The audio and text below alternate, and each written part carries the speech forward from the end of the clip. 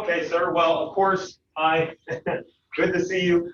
This is going to be strange, of course, but we're happy to have you joining with us. And once again, for anybody listening, we are being visited by Elijah Haahr, who is currently the House Speaker. He represents District 134, which is part of Springfield. What part of Springfield does that represent? Some like South Central and Southwest Springfield. I always tell people, if you know where Bass Pro is, that's in the northeastern corner of my district. So I go straight south of there. Campbell's essentially my eastern boundary line. Everything west of Campbell is me. All right, understood. Well, we just were hoping you would visit us and tell us a little bit about what got you into what you're doing, why, what your job is like, and of course, why you identify as a Republican. I'm going to tell you right now, because of the nature of this, I sent your, our students have Googled you and have come up with like dozens of outstanding questions for you. And so, I'm sure. We'd love to meet you and have you introduce yourself a bit. And then I have lots of questions from lots of different students about different things going on affecting Missouri and the United States. Perfect. Okay. Well, first off, fair warning, I'm doing this on the back deck of my house. My 4 kids are inside attempting to do Zoom schoolwork. But I've got a 9-year-old, a 7-year-old, and 2 5-year-old twins, and there's a good chance 1 or 2 of them will come out in the middle and I'll have to take a break. But I got into politics when I was a really little kid. I was homeschooled growing up, and so my parents drug me to the Capitol a lot, and because of that, I just sort of caught the bug watching debate on the floor. So back in 2012, when they redistricted the seats in Springfield, I got drawn into a brand new House district seat. I decided to run for office. I had a competitive primary and a competitive general, but I won both those seats. And then in Missouri, we have term limits. So I am in my 8th year in the General Assembly. I'm term limited out this year. So this will be the first year I've not been on the ballot since 2012. As I've been in the legislature, I've slowly climbed the rungs of the ladder. My first 2 years as a freshman, I just served on committees and did my normal stuff. My sophomore term, I served as the chairman of emerging issues. My junior term, I got elected as Speaker Pro Tem, and then my senior term, I got to be elected as Speaker of the House. Sort of fortunate when I got to be elected Speaker. I was November 1st of 2018 is when I took office. I was the youngest speaker in the country at that point. I'm the first ever from Springfield. So sort of lucky that way, and some of the things that I've gotten to do in the office that not a lot of people get to say they've had the chance to do. One of the interesting things, I don't know if you studied the federal Speaker of the House, state speakers of the House, 50 states, 50 very different speakers of the House. And I've gotten to know this as speaker because I've gotten to travel around the country. I've gotten to meet these other speakers and sort of see how they do it in their legislature. So a few things about Missouri. We have 163 state House members. We're the 4th largest legislative body in the country. So I was in Utah a few weeks ago and met the Speaker of the House from Utah. He's got 75 members. And so we sort of talked about the dynamics of how it is to manage 163 versus 75. The second thing about Missouri and the Missouri Speaker is I have a significant amount of power compared to a lot of other speakers. If you rank the 50 states and the power the Speaker has, I'm definitely in the top 10. I'm maybe in the top 5 as far as powerful speakers. So some of the roles that I have, let's say hypothetically you get elected to the state House. The Speaker of the House at the beginning of the legislative sessions, at the beginning of the 2-year term, creates every committee in the House, names them, creates them, picks the chairman, the vice chairman, all the majority party members, and on some of those committees, I pick the minority party members. If you file a piece of legislation, that piece of legislation comes to me, and I get to decide if I want to refer it to committee, and if I want to refer it to committee, which committee I want to send it to. Now, it's not uncommon for me to say I'm not going to refer a bill to a committee because I have a problem with this bill and I don't want to see it pass and become law. If I do refer it to a committee, as I said, I created the committees and I picked the chair and the vice chairs. It's not uncommon for me to tell the chair, hey, I like this bill, or hey, I've got some concerns. Can you fix this part of this bill? Things like that. Once the committee passes the bill comes back to me, and then I decide if I want to put the bill on the House calendar. Only bills on the House calendar can be considered by the House of Representatives. Because of that, I have a significant amount of ability to effectuate public policy through the House of Representatives. Comparing me to the governor, so the governor is a little bit different in that the governor obviously can do longer than 2 years, but if the governor vetoes a bill, the House and the Senate by a 2/3 vote can override the governor's veto. If I decide I don't want to put something on the House floor, there's no way to override the speaker. You'd have to actually take a vote and vote the speaker out, which has not occurred in our lifetime. So for that unique reason, we have a little bit more power than a lot of other states for the way we are able to set up the committee structure and the bill referral process, and then our ability to just take a bill off the calendar. Once I put a bill on the House calendar, that is up to the majority floor leader who sets the daily schedule to determine when that bill gets heard on the floor. Obviously, once the bill passes the House, it has to go to the Senate. Any bills that pass the Senate come to me, and I do the same process. I decide if I want to refer them, and if so, which committee I want to refer them to. Now, traditionally, most of the bills that get filed or come over from the Senate are going to get a referral. They're going to get a hearing. It's rare that I'm going to exercise that power.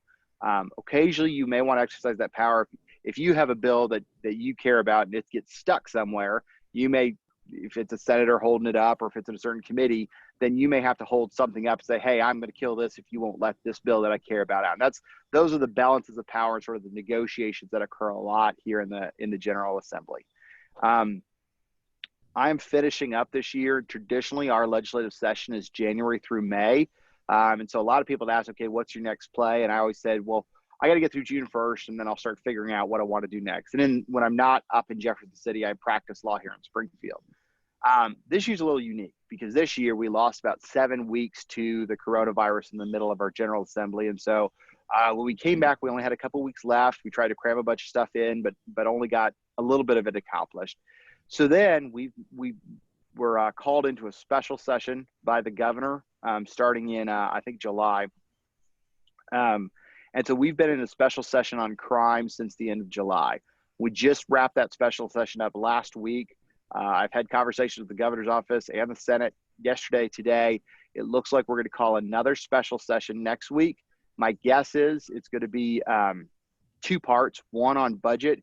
There's some issues with the unemployment, and then one will be potentially on COVID liability protections for healthcare workers, hospitals, nursing homes, potentially businesses, things like that. And so we're trying to figure that out. It's unique because it's an election year. And so my concern is if we try to do a special, especially in late October, a lot of people who are running for re-election in tough races, we may have challenges getting people to come back up to Jefferson City and do that sort of work. So we've discussed the idea of bifurcating the special session, doing the budget stuff the first week or 2 of October, and then coming back after the election's over and working on the COVID liability. Regardless, either way, I don't remember a speaker in my lifetime that's had the opportunity to work on special sessions all the way up until likely my term will expire at the end of the year. So sort of in some ways fortunate, in some ways I thought by now I'd be ready to take a break from all this stuff, but I don't get that opportunity. So that's sort of a 30,000 square foot view. I'm happy to open to questions or whatever you guys want to do now. And before we do, if you don't mind, give us a snapshot of why you identify with the Republican Party. Sure. I'm a Republican. I used to call myself pretty conservative, but I think I'd probably consider more of a mainstream Republican. There's a couple issues I probably don't identify as a Republican on, a big one being term limits. I think term limits are a challenge to a representative government. My joke always is, if we term limited the bureaucrats and the lobbyists, we'd all be on a fair playing field. But we get up to Jefferson City and you've got 8 years to do your work on the House. Lobbyists and bureaucrats are there for 30 or 40 years. And so they sort of just, if you're coming after them, they wait you out. And I think it's been to the detriment of our state that we do have term limits. Now, saying that, I'm the product of term limits. I got elected when I was 29 because somebody had to term out of his seat, and I got to be the speaker because we only limit people to 8 years. And so the speaker prior to me, Todd Woodson, very popular. He had to leave. He was term limited out. But traditionally, I'm a Republican. I traditionally think I'm suspicious of government. I think that government should only do a couple things, and they should do it well, primarily being military, roads and bridges, things like that, maybe some education. But I think for the vast majority of our life, government's too big, it's too strong, and it's too intrusive into what we do. And a big part of that is how I was raised. I was homeschooled growing up, and I was born in Iowa, and homeschooling wasn't recognized at the time. And so a, a lot of times we had to stay in our house till after 3:30 because my parents were afraid that the Department of Family Services would get called and say that we are truant, that we weren't in school. And so eventually we decided to move away from Iowa. We moved to Missouri, which had much more friendly homeschool laws, and that's where I graduated high school. Obviously went to OTC, Missouri Western, Mizzou for law school, and then came back. But that upbringing, my dad was a small businessman, and between watching him and the regulations he had to deal with, and then watching our family want to homeschool and being nervous about the government telling us we couldn't, it sort of shapes you and makes you more conservative and like I said, suspicious of government intruding into too many areas of your life. So because of that, I've just always been fairly conservative and a Republican. I'm fortunate. Southwest Missouri is fairly heavily Republican. Missouri as a whole used to be kind of a swing state. We've trended more Republican in the last few elections. And I would say it's likely that at a federal level, we will continue to be Republican. It was just 4 years we had a governor, and all our other statewides were Democrats. So that's certainly possible. But I think on a federal level, we will continue to be a Republican state. I got lots of questions, obviously, about COVID-19. I got a question from Mary Klump, a student of mine. These are all students of mine.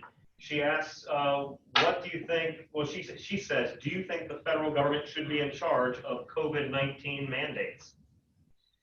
So I generally don't think so. I think you hear this phrase about states that they're the laboratories of democracy, and every state's going to be a little different. And I think particularly in a situation like this, every state's very different. So let's say hypothetically the government were to say we're going to do some sort of mandatory shutdowns of businesses. Obviously, a state like New York or California that has a lot of urban areas, a lot of people crammed in together, they're going to need the possibility of having that. But if you go to a state like South Dakota or North Dakota, where most of the people live very far apart, I think that sort of one size fits all approach doesn't work. And I think a lot of it has to do with geography and how people live and that sort of thing. And so I'm generally opposed to the federal government telling the states how to combat COVID-19. I think a lot of the states can figure out a better and more efficient way to do it without having a one-size-fits-all requirement for the federal government. Jessica Fletcher asks a similar question. Considering the president was firm on opening back up our country as soon as possible, do you feel like, as far as Missouri is concerned, since that's your jurisdiction, that this was the correct move? Would you have liked to have seen the timeline extended? What are your thoughts on the future of at least Missouri regarding this issue? Do you believe we will or should have another shutdown? So I'm hopeful that we don't. I think reopening was the right decision. You know, when you go back to the beginning of COVID, our big thing was we did not want to overwhelm the hospital system.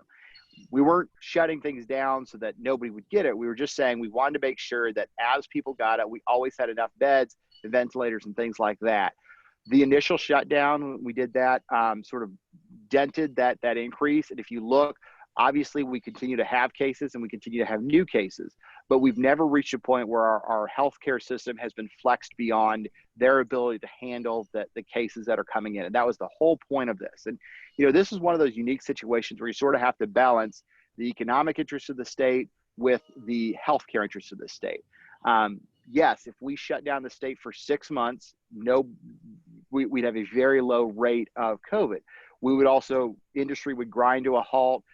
School would become impossible. And I think, so you have to try to balance, much like a lot of other symptoms that we have, whether it's prior pandemics or the spread of things that we've seen in the past, the Spanish flu being the most common example in the early 19-teens.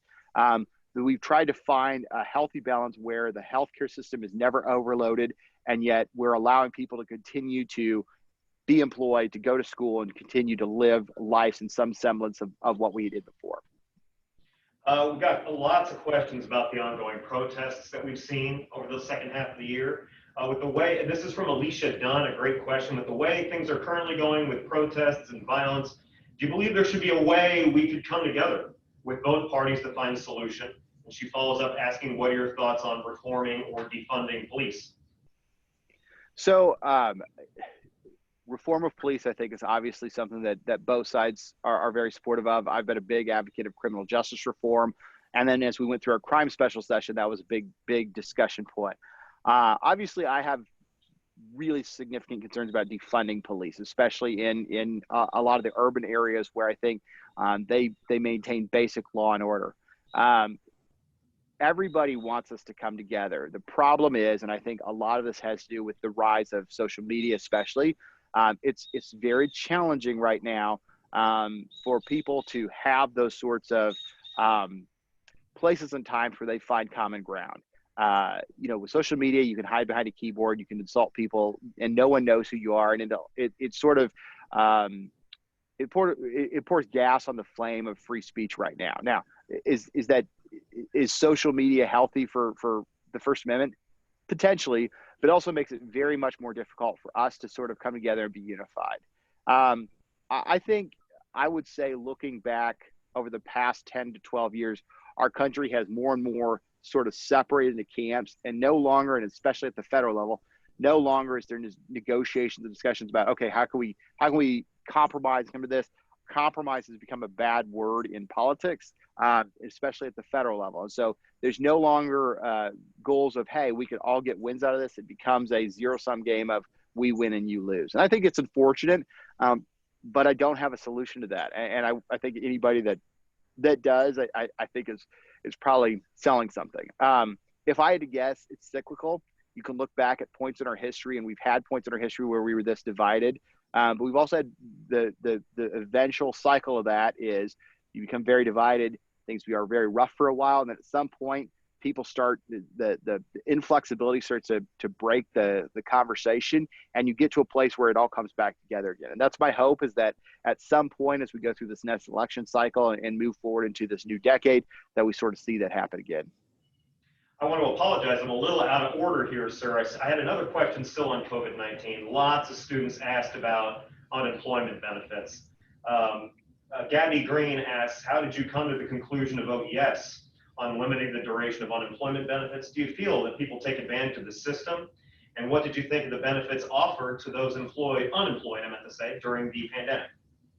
So the legislation she's referencing to is some time ago, we had a vote on whether or not to shorten the amount of unemployment benefits that people can get in the state of Missouri. And that's limiting them on the number of weeks they can claim unemployment.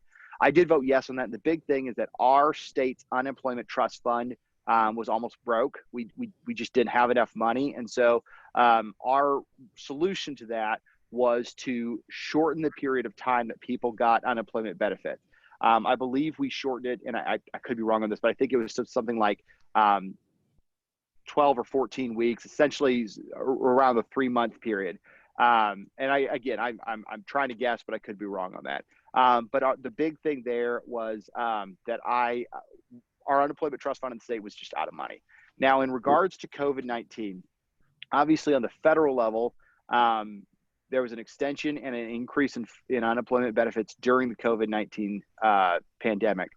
At some point that expired because the U.S. House and U.S. Senate and the president have not been able to reach a deal. That additional benefit on top of traditional unemployment benefits lapsed. Now, the president, by executive order, has extended it. Originally, I think it was a $400 on top of the unemployment benefits. He limited it by $300 because that's all he had through his the power of executive order. But I supported that. In fact, that's part of what we come back for in our next special session is appropriating some of our state money to help that additional unemployment. Well, we have an opening as of this weekend on the Supreme Court. That's a federal level question. But I love federal level questions. Okay. Well, first of all, do you have any comments that you'd like to share on that? Because we have a couple other questions about it. For sure. So, obviously these situations sort of, again, they're also almost cyclical. There are some presidents who never get to appoint a Supreme Court judge, and there's some who get to appoint several. Obviously, the big controversy with this one is when it occurs in relationship to the election. Our election's in 5 weeks, and there's big debate about whether or not the president should fill it. I'm of the opinion, if looking at our Constitution, the president always has the right to nominate somebody. The Senate has the duty to advise and consent. Since 1888, I believe this situation, a vacancy during an election year, has happened 29 times. In all 29 situations, the president has nominated somebody. So I think we all know that the president can and should nominate somebody. The question then becomes whether or not the Senate should even consider somebody in an election year. And I think the answer to that is yes. In those 29 times since 1888 that this situation has occurred, 10 times you've had divided government where the Senate is not as the same party as the president. In none of those situations did the Senate approve the president's nominee. And so when you have divided government, traditionally the president does not get a vote during an election year on their nominee. The other 19 times that you had the Senate and the president controlled by the same party, in 17 of those 19 situations, that person was approved and put on the Supreme Court. I think the two times it did not occur, one time I believe the nominee resigned, and the other time I think they delayed the vote until after the election, and then they voted. I can't remember the exact situations, but traditionally, since 1888, almost exclusively, if the party in power and president and Senate are the same, the president nominates someone and their nominee gets a vote and usually gets approved. If they're different, they don't. And that's just sort of been the tradition, like I said, going back over 150 years almost. Pertinent to that conversation, Jonah Gann, just because obviously the Supreme Court impacts so many incredible decisions, so many important decisions. Jonah Gann is asking what your personal stance on abortion is and how do you support your reasoning? Sure. I'm pro-life. Pretty easy on that one. I think the big thing is I look at this from a situation of we all agree that everybody has the right to life, liberty, and property. The question then is at what point do those rights attach? As we sit here today, you can't take our property, you can't take our liberty, and you can't take our life without due process of law. And so the question is, at what point do you receive those rights? And so then it just becomes a matter of at what point is that unborn baby a human being and have the same rights that we do walking around? And that's a very difficult question to answer.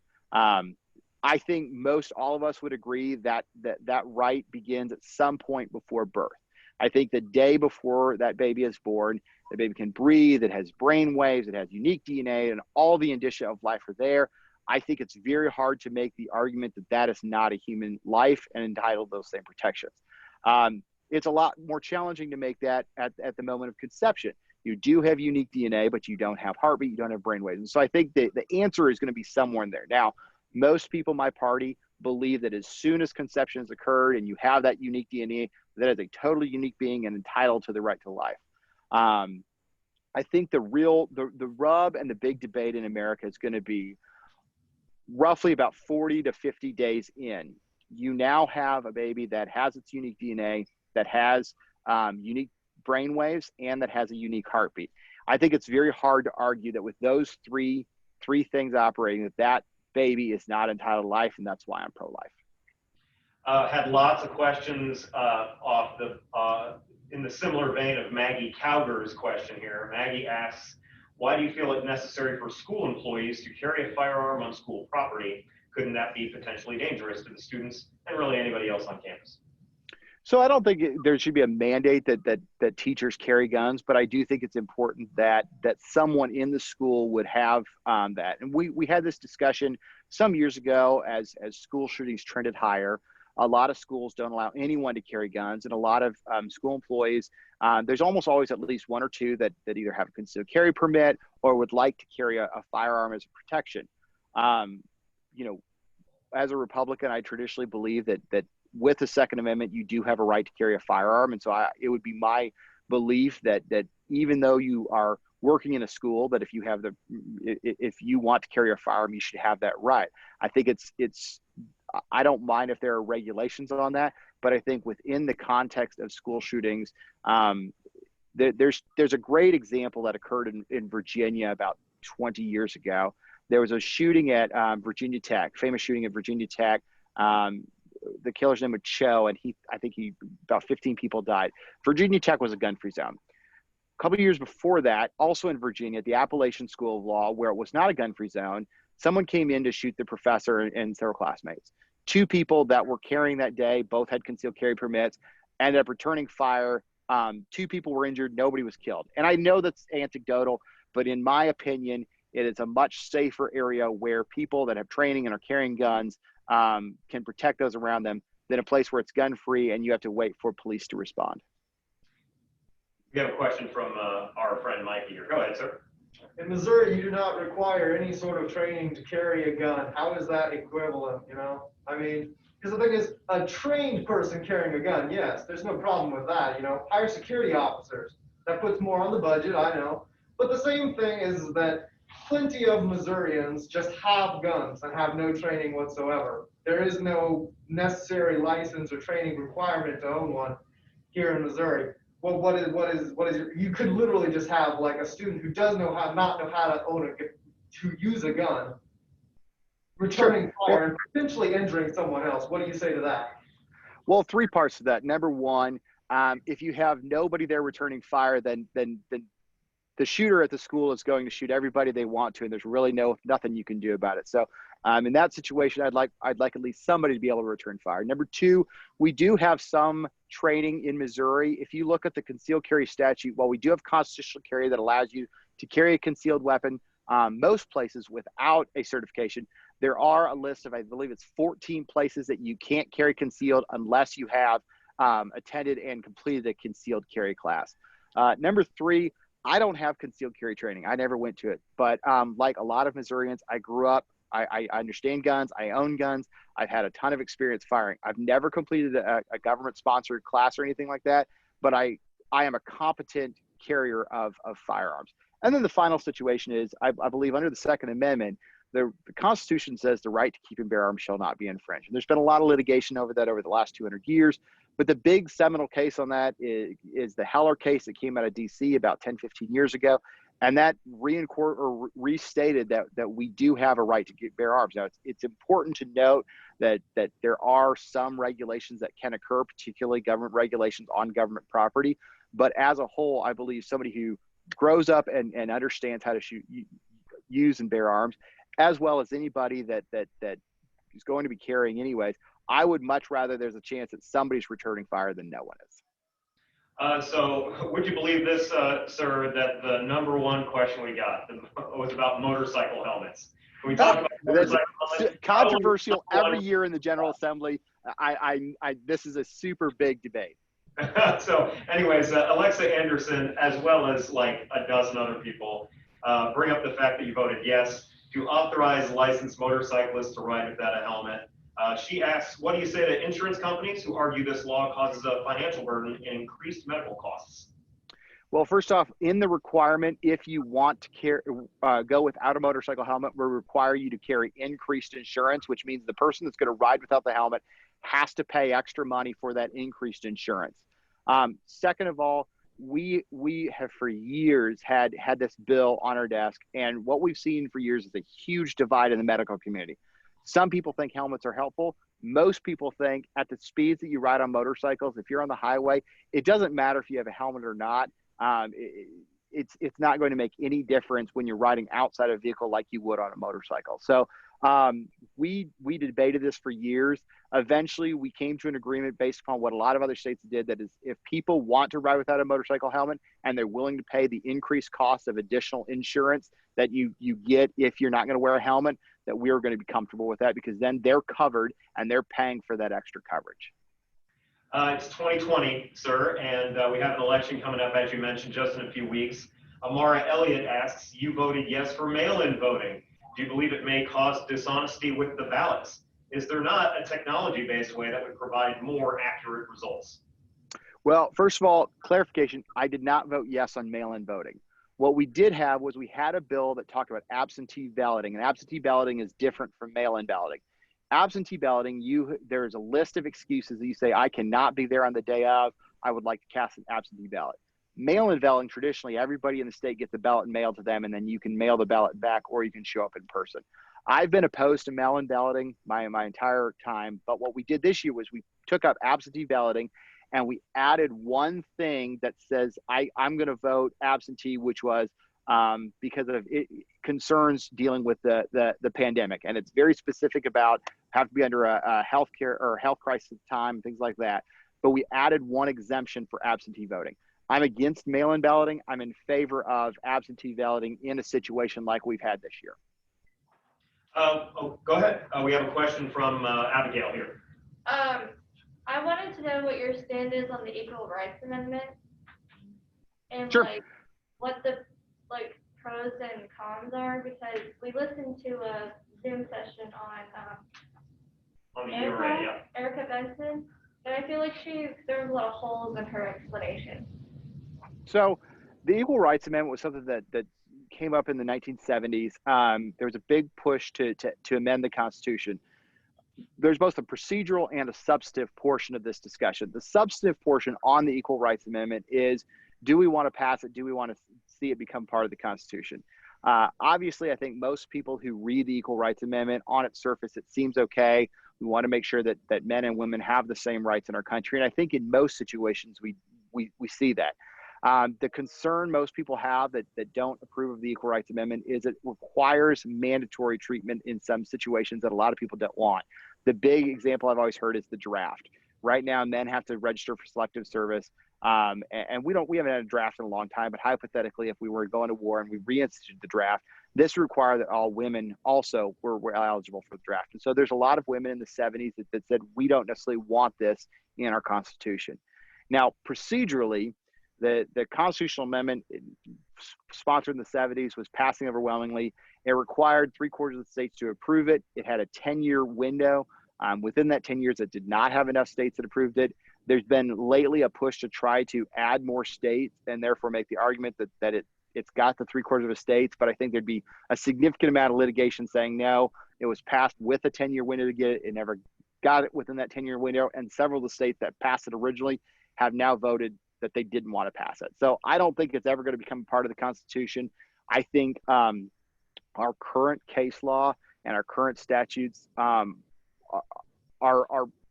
probably, in my opinion, sufficient. I think you'd be hard pressed to find examples of, at least in the statute books, of what I would consider unfair laws based upon gender. We have in 2020, here in November, 2 amendment initiatives that you can vote on the ballot. And Gabriel Patino, well, before we actually get into Gabriel's question, would you like to weigh in on the more contentious of those 2, which is Amendment 3? Would you like to explain what that is and what you would like to see come out of it? So 2 years ago, there was a bill on the ballot colloquially called Clean Missouri. It changed the way that we do redistricting in the state. Prior to that, there was a bipartisan commission of Republicans and Democrats that would get together. They would vote on district lines, and then if they were unable to get to an agreement, the judges would redraw the lines. In the last 30 years, I think, every time that we've had a redistricting year, it's gone to the courts, and the courts have drawn the lines. 2 years ago, an amendment on the ballot called Clean Missouri changed that to say that the auditor would get to select a demographer, and the demographer would get to draw lines, and it changed the order that they needed to pay attention to as far as trying to draw the lines. And one of the big ones that they required within Clean Missouri was that it had to be an issue of essentially balancing the districts. The goal is to try to have as many 50-50 districts in the state as possible. Clean Missouri passed not because of redistricting language. Clean Missouri passed primarily because it limited lobbyist gifts to legislators, and everybody liked that part of it. And I like that part of it. The problem you have is that in a state like Missouri, where a lot of the Democrats are grouped in places like Kansas City and St. Louis, and a lot of Republicans in rural areas, to create competitive districts, what you're going to do is you're going to take a few people from Kansas City, and then you're going to draw a long line down, and you're going to take a few people from the rural areas. And so potentially you could have, we call it the wheel and spoke, where you have Kansas City being a hub, but all those districts have all these lines out of it to try to make each of those districts competitive. I don't think that's a good way to do it, because I think what it does is it breaks up communities. If you're in Gladstone, Kansas City, you have one set of values. And if we add a few people from Gladstone, and then we have to draw a line way out to the middle of nowhere, and we add folks from Gallatin, Missouri, which is a very rural farming community, that district may be competitively balanced, but they have nothing in common. And so for somebody to campaign in that, or for that district to have a voice, you sort of lost that community voice. And so I have a big problem with Clean Missouri. We put something on the ballot this year. It's colloquially known as Cleaner Missouri, and it's called that because it lowers the donations, and under Clean Missouri, we limited how much lobbyists can give to legislatures to, I think, $5 a year. Cleaner Missouri would lower it to $0 a year, which is the reason for the name. But it will also change the way we do redistricting to a bipartisan commission, and it would reorder the ways that they look. And first thing it would require is that we have to look at the Voting Rights Act, we have to look at the Civil Rights Act of the 60s. But the biggest thing is trying to keep communities together would be the focus. So if your House members are within a certain county or within a certain city, the goal would be to try to keep those communities together, even if you have an 80% Democrat or an 80% Republican district, so that those communities can vote with one voice. And Gabriel had asked about that. He said you had voted yes to an amendment to the state constitution, which would remove text allowing for citizens to petition for amendments to the state constitution, as well as raising the percentage of citizens necessary for an initiative for a proposition to change the law from 5% to 15%. What was your rationale in voting in favor of this amendment? So that's a slightly different one. We've been trying to, or we've seen in Missouri, a rise in citizens petitions, citizens referendum, things like that. And it's become sort of a challenge in that we have dozens and dozens of initiative petitions that attempt to be put on the ballot every year.